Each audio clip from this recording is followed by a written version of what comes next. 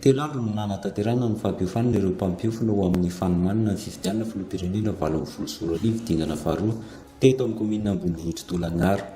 Ny CED, ny CEC ary ny CA no nahazo izao fampiofanana izao. Ny andro voalohany no nanatanterahana ny fampiofanana momba ny fampahafantarana ny lalàna vaovao mahakasika ny birao-pifidianana, narahana fampiarana ny andro faharoa ary ny namarana azy kosa ny andro fahatelo dia ny fampiofanana momba ny fanangonana ny vokatra sy ny fandefasana izany any amin'ny foibe.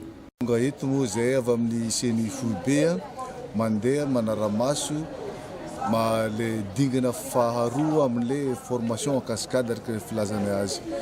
Formation en cascade io moa zany de formation atao ho an'le olona hitantana ny bureau de vote de ho an'ny membre ny bureau électoral zany. Zareo rehetra rehefa avy eo tsy ho ela andeha amin'ny commune avinjareo tsirairay andeha ampiofana ny membre ny bureau de vote zay amin'ny élection atao amin'ny 7 novembre atao daholo ny sehatra ka rehetra zay misy amin'ny fifidianana dia mba fifidianana milamina mirindra ho hitatsika amin'ny iainantsika amin'ny 7 novembre.